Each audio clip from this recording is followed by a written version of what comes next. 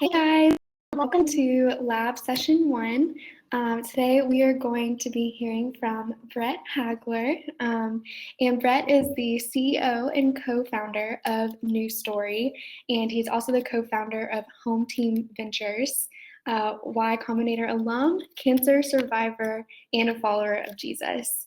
Brett has been recognized on Forbes 30 Under 30, named one of the top 100 most intriguing entrepreneurs by Goldman Sachs, and his company was named among Fast Company's most innovative companies in the world in 2017, 2019, and 2020. So I would love to pass the mic over to talk to us today. Cool. Thanks, Mackenzie. And hello, everyone. I am excited to be with y'all. And I think my hope for this time is to share some of my learnings and our team's learnings around innovation. And I want to just share really of how we think about breaking down innovation, how it's possible to anybody that decides they want to be a more innovative organization. And I am going to leave a lot of time for Q&A. So I'm going to kind of run through for maybe 15, 20 minutes of how we think about innovation, some examples, and then I am going to leave a lot of time for Q&A. So with that, I am going to kind of get started. And for those that aren't familiar with News Story, our mission is to pioneer solutions to end global homelessness. So we work with families that are living in extreme poverty internationally, mainly throughout Latin America, that do not have safety and shelter. And we come in and try to partner with them and provide housing, which unlocks many other opportunities. So that's our mission. And today we're about 35 full-time employees. At the end of this year, will be around 50. And, we started in 2015. And when I started, I was 24, and my other co-founders were 24 and 25, had no experience in the nonprofit space. And also didn't have any really resources or money or big time connections.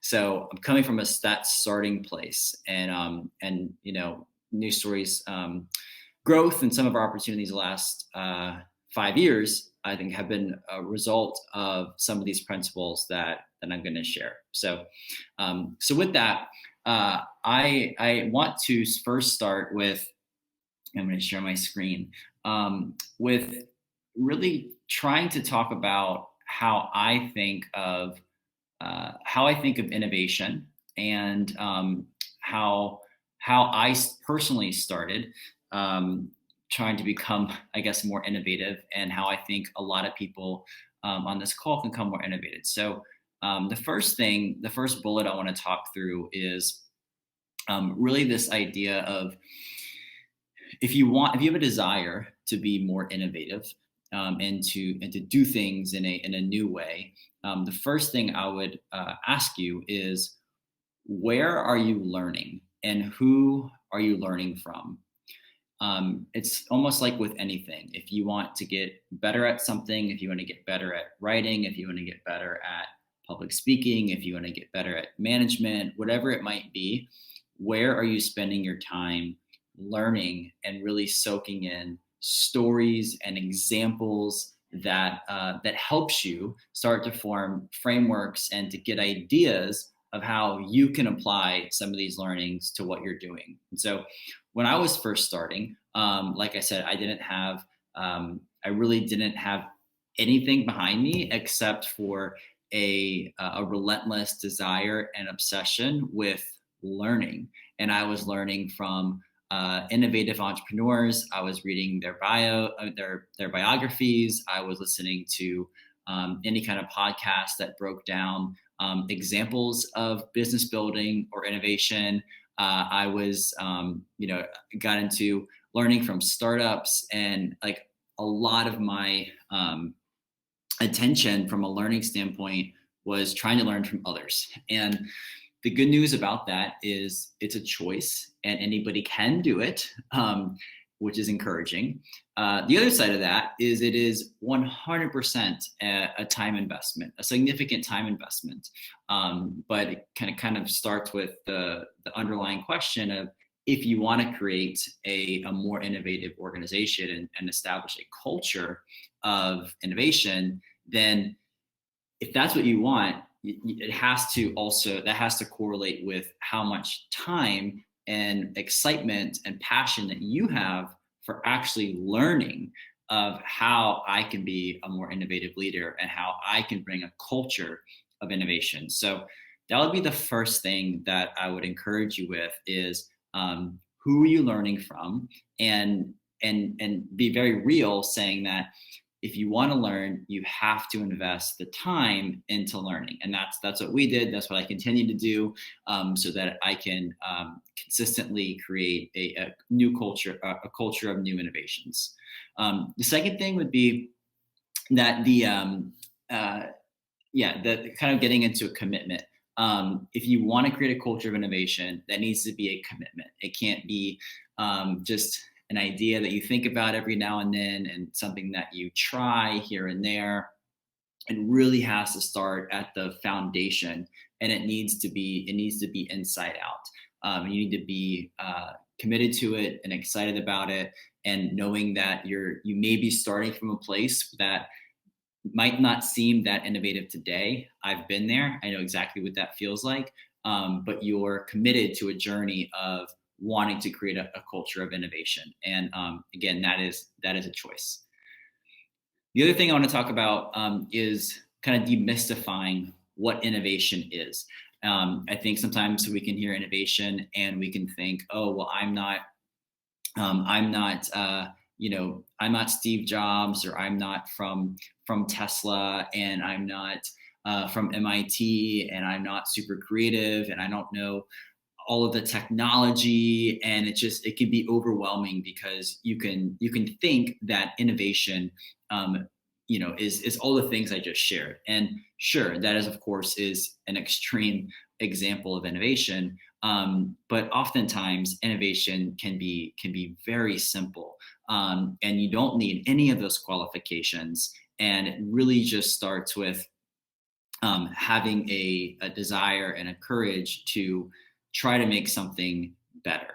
And so I just want to demystify the idea that you have to come into trying to create an innovative culture only if you have a background of somebody that would seem so creative and so innovative. That was definitely not me.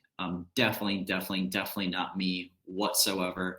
I actually never really thought of myself as that much of a creative person by any means. And then I learned that so much of actually stepping out and going against the status quo and trying something new, what the key ingredient that I felt is that takes courage, and that's a choice.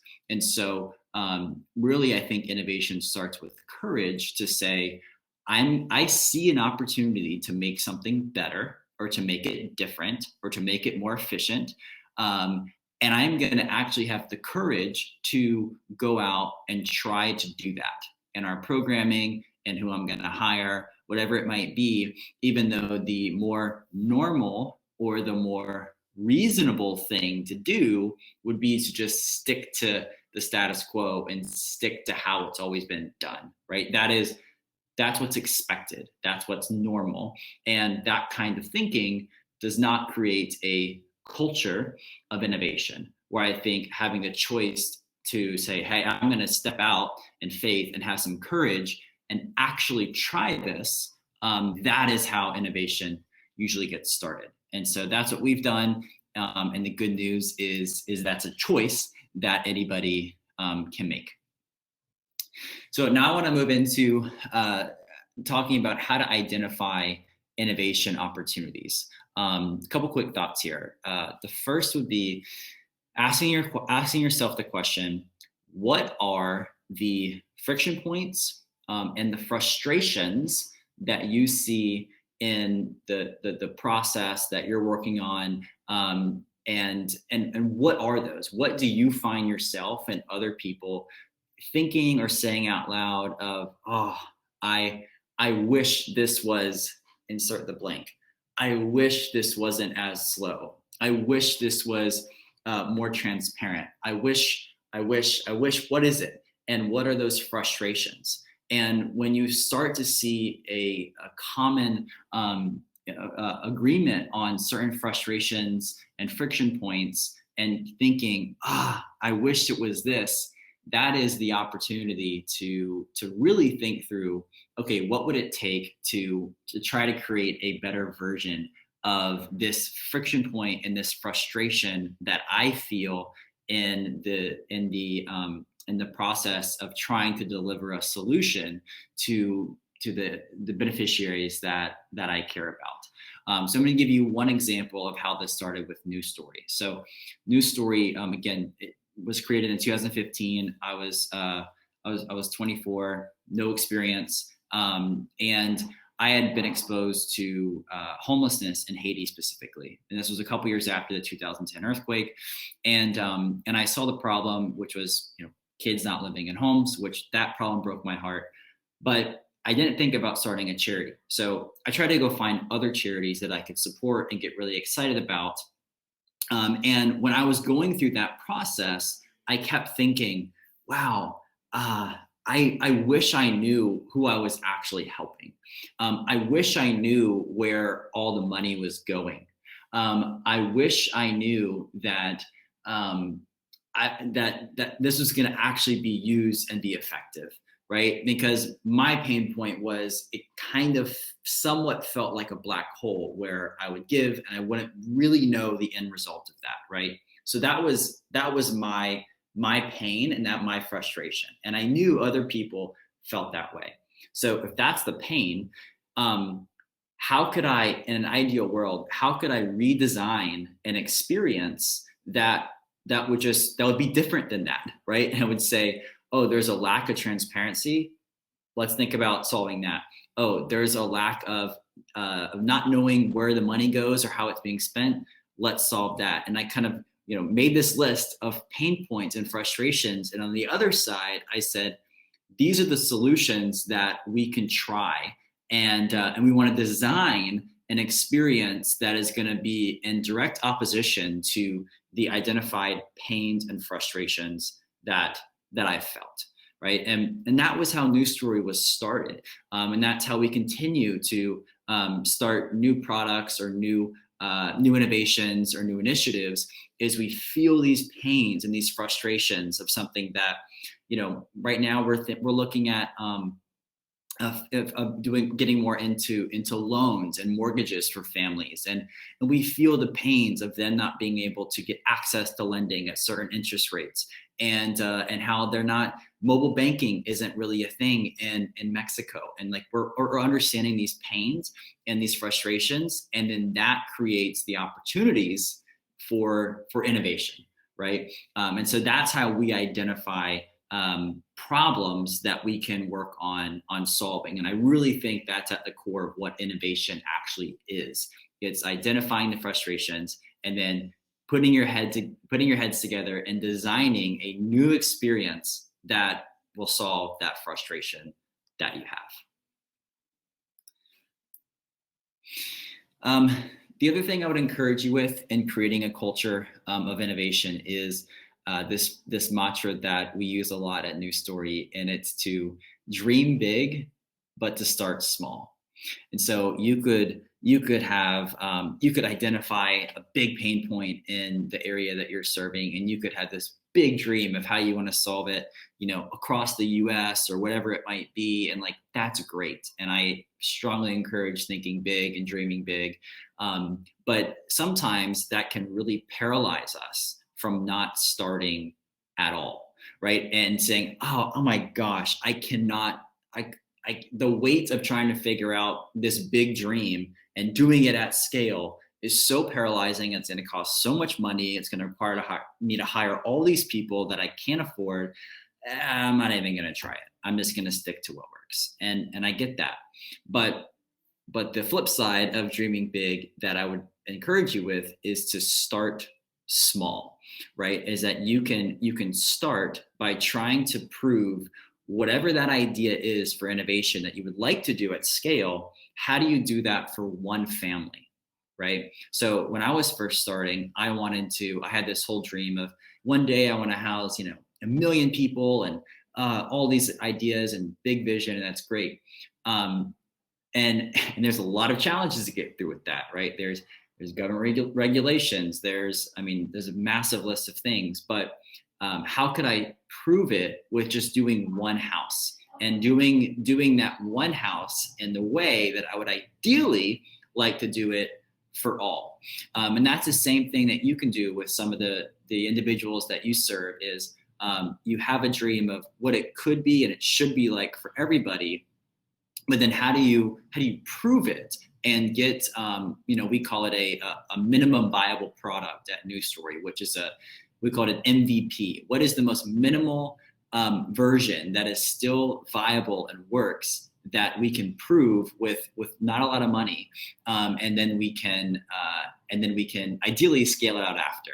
So one example I'll give you with starting small is when News Story first got started. I wanted to create a more transparent experience for donors. That was one of the kind of founding principles. But I'm not an engineer, a software engineer. I didn't have a lot of money for a budget.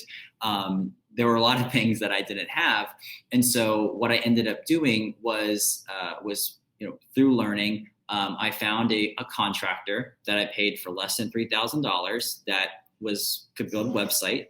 And together, we pieced together a crowdfunding platform that, if you're familiar with a GoFundMe probably a GoFundMe, we made a kind of like a fake version of GoFundMe where it would show the families. You could see their stories, and then you could give to that family. And like people are used to with a crowdfunding platform, when that happens, it's usually fully automated. There's code behind it. There's software engineering. These are things that take time and money to actually build, and which I didn't have. And so what we did is we basically made like PowerPoint screens or just landing pages that did not have software engineering behind it or code behind it that we had to write. And then every time somebody donated, what we actually did was we manually moved the meter from here to here, and then manually changed the percentage of how much was left to fund the house, just doing it ourselves, typing it in, and then we would hit refresh, and then the page would refresh, which made it seem like everything was automated, but it wasn't. And we were able to do that for almost our first 100 homes, and that was enough to prove that this kind of experience was something that people wanted. And then because we proved it out and got early traction, then we were able to get larger funding to actually build a real crowdfunding platform and a real software engineering. But that's how we started on a very small budget. Another example is of how we started small is News Story is 3D printing houses right now. Sounds exciting, and it is. It's cool. But how we started small was we raised just enough money to do a very, very, very small pilot. And our dream was, okay, if we can prove that this is possible, it's possible to actually print a prototype that's anything close to what we think it could be in the future. We want to start small with that first prototype. And so wanting to eventually one day be able to 3D print thousands of homes, right? But we're not going to get into the challenges of that. We're just going to try to do what we can to prove that prototype. And we did. We proved the prototype, and that gave us the opportunity to then raise more capital because we had actually done something worthwhile. And now we're talking about how do we really scale that, right? So in a culture of innovation, dream big, definitely, after you've identified the problems, but then start small and don't let all of the challenges of going big with innovation paralyze you from just starting small and proving something. Because once you can prove something that is potentially better and is more efficient and is solving those pain points, that will give you the confidence to start growing it, and also the funding that you need to scale it out. Okay, I have 3 practical